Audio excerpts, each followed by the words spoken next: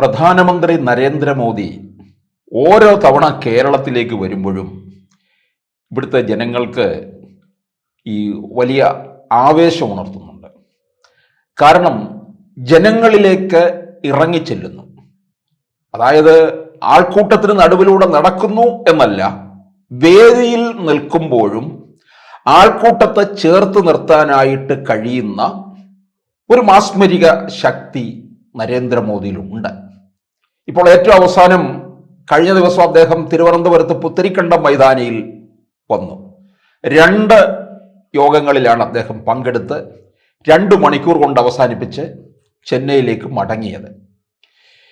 അദ്ദേഹത്തിൻ്റെ ഓരോ തരത്തിലുള്ള ജനങ്ങളുമായിട്ടുള്ള ഇടപഴകൽ അത് ചിലരൊക്കെ വിമർശിക്കുകയും ചെയ്യുന്നുണ്ട്. ഇപ്പോൾ മേയർ വി രാജേഷ് എയർപോർട്ടിൽ എത്തിയില്ല, വി രാജേഷാണ് സ്വീകരിക്കേണ്ടത് എന്നൊക്കെ പറഞ്ഞ് ചിലർ ഹാലിളകാൻ തുടങ്ങി. യഥാർത്ഥത്തിൽ എന്താണ് അത്? പ്രധാനമന്ത്രിയുടെ ഓഫീസിൽ നിന്ന് സുരക്ഷാ കാരണങ്ങളാലാണ് അത് അനുവദിക്കാതിരുന്നത് എന്നുള്ളത് വ്യക്തമാക്കിയിട്ടുണ്ട്. പക്ഷേ നരേന്ദ്രമോദി വേദിയിലെത്തിക്കഴിഞ്ഞപ്പോൾ എന്താണ് നമ്മൾ കണ്ടത്? വി രാജേഷുമായിട്ട് ഞാൻ ഏറെ നാൾ ഒന്നിച്ച് പ്രവർത്തിച്ചിട്ടുണ്ട് എന്ന് പറഞ്ഞപ്പോൾ തന്നെ സദസ്സിന്റെ ഒരു ഹർഷാരവമാണ് അവിടെ ഉയർന്നത്.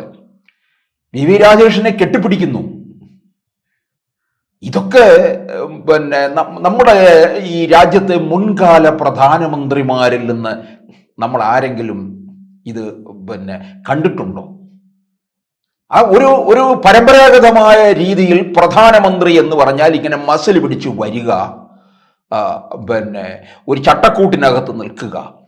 ശരിയാണ്, സുരക്ഷാ കാരണങ്ങളാൽ ജനങ്ങളുടെ ഇടയിലേക്ക് ഇറങ്ങി ചെല്ലാൻ പറ്റത്തില്ല, ഓരോരുത്തരുമായിട്ട് ഇറങ്ങി സംവദിക്കാൻ പറ്റില്ല, ഇങ്ങനെയൊക്കെയുള്ള കാര്യങ്ങളുണ്ട്. പക്ഷെ വേദിയിൽ നിന്ന് പ്രസംഗിക്കുമ്പോൾ പോലും അദ്ദേഹം ജനങ്ങളെ തൊട്ടറിയുകയാണ് ചെയ്യുന്നത്. അതുകൊണ്ട് തന്നെയാണ് പ്രധാനമന്ത്രി നരേന്ദ്രമോദി കേരളത്തിൽ എത്തുമ്പോൾ എത്ര സുരക്ഷാ പ്രശ്നങ്ങൾ ഉണ്ടെങ്കിലും റോഡിൽ ഗതാഗത ക്രമീകരണം ഉണ്ടെങ്കിൽ പോലും ജനങ്ങൾ അതിനെയെല്ലാം മാറ്റി നിർത്തിക്കൊണ്ട് ആ വേദിയിലേക്ക് വരുന്നത്. സാധാരണ ഇത്തരത്തിലുള്ള VVIPകളുടെ പ്രസംഗം കേൾക്കാനൊക്കെ താരതമ്യേന ആള് കുറയും. ഔദ്യോഗികമായിട്ടുള്ള പരിപാടിക്കാണെങ്കിൽ ആളെ കൂട്ടിക്കൊണ്ടുവന്ന് ഇരുത്തുകയാണ് ചെയ്യുന്നത്. അതെന്തുകൊണ്ടാണെന്ന് മണിക്കൂറുകൾക്ക് മുമ്പ് അവിടെ കയറിയിരിക്കണം, ശ്വാസം അടക്കിയിരിക്കണം, അങ്ങോട്ട് നോക്കാൻ പാടില്ല, ഇങ്ങോട്ട് നോക്കാൻ പാടില്ല. എന്നാലും ഇവിടെയും ഉണ്ടായിരുന്നു നമ്മുടെ കേരള പോലീസുകാര് സ്ത്രീകളോടൊക്കെ തന്നെ ഇങ്ങോട്ട് നോക്കൂ, ഇതുവഴി പോ, അതുവഴി പോ. ഇത് അവരുടെ ഒരു ജന്മസിദ്ധമായിട്ടുള്ള കാര്യമാണ്, ആ വകുപ്പിന്റെ തന്നെ. പക്ഷേ അങ്ങനെയൊക്കെ ഉണ്ടെങ്കിൽ പോലും നരേന്ദ്രമോദിയെ കേൾക്കാനും കാണാനും എത്തുന്നത്. ഇപ്പോൾ മേയർ വി രാജേഷിനെ ആലിംഗനം ചെയ്തു. അതുപോലെ തന്നെ നരേന്ദ്രമോദിയുടെ പാദം തൊട്ടുതൊഴാൻ ചെന്ന ഡെപ്യൂട്ടി മേയർ ആശാനാഥിന്റെ കാല് നരേന്ദ്രമോദി തൊട്ടുതൊഴുന്നു. ആശാനാഥ് ഒരു യുവ നേതാവാണ്, യുവവനിത. ആശാനാഥ് ആകെ അന്തം വിട്ടുപോയി. ഇന്ത്യൻ പ്രധാനമന്ത്രി എന്റെ പാദങ്ങളിൽ തൊട്ട് നമസ്കരിക്കുന്നു. എത്രയോ നേരം ആ വേദിയിൽ ആശാനാഥ് തന്നെ മറന്നു നിൽക്കുകയാണ് ചെയ്തത്, ഒരു വലിയ ഷോക്ക് അടിച്ചതുപോലെ. ഇപ്പോൾ എനിക്ക് തോന്നുന്നു ആശാനാഥിന്റെ പാദം തൊട്ട് തൊഴാനായിട്ട് പലരും അങ്ങോട്ടേക്ക് ചെല്ലുന്നു എന്നാണ് അറിയുന്നത്. ആശാനാഥിന് ജീവിതാവസാനം വരെയും അത് ഓർത്തിരിക്കാനുള്ള ഒന്നാണത്. തൻ്റെ പാദത്തിനോട് കൂടുതൽ ബഹുമാനം തോന്നുകയാണ് ഇപ്പോൾ ആശാനാഥിന്. ഇന്ത്യയുടെ പ്രധാനമന്ത്രി തൊട്ടുതൊഴുത. ഇവിടെയൊക്കെ ഇതിനെ മറ്റു പലരും ഒക്കെ വിമർശിക്കുന്നുണ്ട്. ഒരു കൊച്ചു ഒരു പെണ്ണിന്റെ പാദം തൊട്ട് തൊഴുകയാണോ രാജ്യത്തിന്റെ പ്രധാനമന്ത്രി എന്നൊക്കെയാണ് ചോദിക്കുന്നത്. സ്ത്രീകളെ ബഹുമാനിക്കുക എന്നുള്ള ഒരു വലിയ സന്ദേശമാണ്. അവിടെ പ്രായ വ്യത്യാസമില്ല, കുട്ടിയായാലും ഒക്കെ തന്നെ. ഞാൻ കണ്ടിട്ടുണ്ട് ഈ ശബരിമലയിലേക്ക് കുട്ടികളൊക്കെ തന്നെ, കൊച്ചു പെൺകുട്ടികള് കെട്ടുമായി മല കയറുന്ന അവസരത്തിൽ ആ കുട്ടികളുടെ അടുക്കലേക്ക്, ആ പെൺകുട്ടികളുടെ അടുക്കലേക്ക് ഈ തമിഴ്നാട്ടിൽ നിന്ന് വരുന്ന അല്ലെങ്കിൽ ആന്ധ്രയിൽ നിന്ന് വരുന്ന ഭക്തർ ഓടി വന്ന് കാല് തൊട്ട് തൊഴും.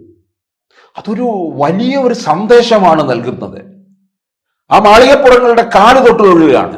എത്രയോ തവണ ഞാനിത് ശബരിമലയിൽ കണ്ടിട്ടുള്ള കാര്യമാണെന്നറിയാമോ? അപ്പൊ ഇത് നരേന്ദ്രമോദി നൽകുന്നത് ഒരു വലിയ സന്ദേശം തന്നെയാണ്. ഇത് പരസ്പരം ബഹുമാനിക്കുക എന്നുള്ളത്. അവിടെ ആളും തരവും എന്നൊന്നില്ല. ആരായാലും ഇപ്പോൾ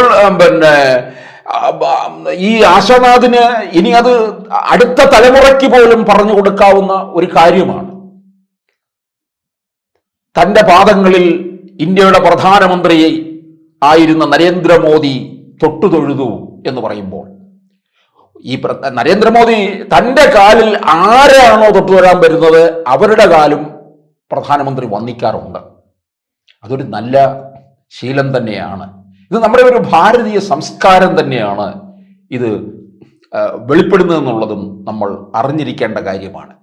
അതുപോലെ ഒരു കുട്ടി ആ സദസ്സിൽ നിന്ന് ഒരു 9ാം ക്ലാസ്സുകാരൻ സിദ്ധാർത്ഥ് നരേന്ദ്രമോദിയുടെ ഒരു ചിത്രം വരച്ചത്, ഒരു ചാർട്ട് പേപ്പറിൽ വരച്ചത് വേദിയിൽ സദസ്സിൽ നിന്നുകൊണ്ട് വേദിയിലേക്ക് ഇങ്ങനെ ഉയർത്തി കാണിച്ചുകൊണ്ടിരുന്നു. പലവട്ടം ഉയർത്തി കാണിച്ചപ്പോൾ മോദിജിയുടെ ശ്രദ്ധയിൽപ്പെട്ടു.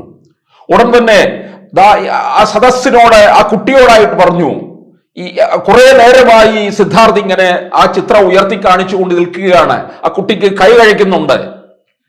SPGയുടെ വേഗം തന്നെ പറഞ്ഞു, ആ ചിത്രം വാങ്ങുക, ആ ചിത്രത്തിന്റെ പിറകില് ആ കുട്ടിയുടെ അഡ്രസ്സും കൂടെ വായിക്കുക, ഞാൻ അവന് കത്തയക്കും എന്ന്. ആ സിദ്ധാർത്ഥിന് ഇനി ഇതിൽ പരം എന്ത് വേണം? ഒരു പ്രധാനമന്ത്രി സദസ്സിൽ ഇരിക്കുന്ന അനേകായിരം പേരുടെ ഇടയിൽ ഇരിക്കുന്ന സിദ്ധാർത്ഥിനോടായിട്ട് സംവദിക്കുന്നു. ഇതൊരു വല്ലാത്ത ഒരു ആകർഷണ ശക്തി തന്നെയാണ്. ഇപ്പോൾ നമുക്കറിയാം, ഈ കേരളത്തിലെ സഖാവ് VK നായനാർ, അദ്ദേഹം ഇടതുപക്ഷക്കാരനാണ്, CPM-കാരനാണെങ്കിലും ഇദ്ദേഹം VK നായനാർ പ്രസംഗിക്കുന്നു എന്ന് പറഞ്ഞു കഴിഞ്ഞാലുണ്ടല്ലോ, അവിടെ അങ്ങ് സദസ്സ് അങ്ങ് നിറയും. ഹാളിലായാലും പൊതു ഇടങ്ങളിലായാലും അങ്ങ് നിറഞ്ഞു കവിഞ്ഞ് പിന്നെ നിൽക്കുകയായിരിക്കും. അവിടെ ഇരിക്കുന്നവരെല്ലാം CPM-കാരൊന്നും അല്ല, കോൺഗ്രസ്സുകാർ കാണും, RSSകാർ കാണും, BJPക്കാർ കാണും, എല്ലാ പാർട്ടിയിലും മുസ്ലിം ലീഗ് കാണും. എന്താ കാര്യം? വളരെ നർമ്മത്തോടുകൂടിയുള്ള പ്രസംഗമാണ്. എതിരാളികളുടെ നേരെ നർമ്മത്തിലാണ് എതിരിടുന്നത്, അല്ലാതെ ആക്രോശിച്ചുകൊണ്ട് കയറുകയല്ല ചെയ്യുന്നത്. അദ്ദേഹം ഒരു കെട്ട് പത്രങ്ങളും ഒക്കെ ആയിട്ടാണ് പ്രസംഗിക്കാൻ വേദിയിലേക്ക് വരുന്നത്. ഈ ഹിന്ദു, മനോരമ എന്തെങ്കിലും പറയുമ്പോൾ ആ പത്രത്തിലെ കാര്യങ്ങളൊക്കെ എടുത്തു കാട്ടും. എടോ, ഇത് ഓൻ വായിച്ച കടലാസിലുണ്ടായിരുന്നു, നിങ്ങൾ വായിച്ച കടലാസിൽ ഇല്ലായിരുന്നോ എന്ന് വലിയൊരു സദസ്സിനെ നോക്കി നമ്മളോട് ഓരോരുത്തരോടുമായിട്ടാണോ സംവദിക്കുന്നത് എന്നൊരു സംശയം തോന്നിപ്പോകും. അപ്പൊ അത്തരത്തില് സംവദിക്കുന്ന കുറച്ച് നേതാക്കന്മാരേ ഉള്ളൂ എന്നുള്ളതാണ്. ഈ കോൺഗ്രസിൽ നിന്നൊക്കെ വന്നിട്ടുള്ള പ്രധാനമന്ത്രിമാരെയൊക്കെ നമുക്കറിയാമല്ലോ. മൻമോഹൻ സിംഗ് ആയാലും ഇന്ദിരാഗാന്ധി ആയാലും രാജീവ് ഗാന്ധി ആയാലും ഒക്കെ. പലരും പറയും, ഇപ്പോൾ വയനാട്ടിൽ ചെന്നപ്പോൾ ആശുപത്രിയിൽ എത്തി ഒരു കുട്ടിയെ താലോലിച്ചു, പിന്നെ കുട്ടിയെ താലോലിക്കുകയല്ലാതെ കുട്ടിയെ മാറ്റി തട്ടിക്കളഞ്ഞിട്ട് പോകണോ? ഇത് അതിനെയൊക്കെയാണ് ഇപ്പോൾ ആൾക്കാരെടുത്ത് വിമർശിക്കുന്നത്. ചുമ്മാ ആൾക്കാരെ സോപ്പിടുകയാണ്. ഇതൊക്കെ വോട്ടായി മാറുന്നു. ഇതിനൊക്കെ രാഷ്ട്രീയ ലക്ഷ്യമുണ്ട്, ആയിക്കൊള്ളട്ടെ. മറിച്ച് ആ കുട്ടിയെ ശ്രദ്ധിക്കപ്പെടാതെ പോയാൽ ഉടനെ പറയില്ലേ, എന്തൊരു തണ്ടാണ് പ്രധാനമന്ത്രി എന്ന് പറഞ്ഞ് നടക്കുന്നത്, ജനപ്രതിനിധിയല്ലേ, ഇപ്പൊ കൊമ്പത്ത് കയറിയിരിക്കുന്നു എന്നല്ലേ പറയുന്നത്. പക്ഷേ ഇവിടെ ഇത് ചെയ്തു കഴിയുമ്പോൾ പ്രശ്നമായി മാറുക.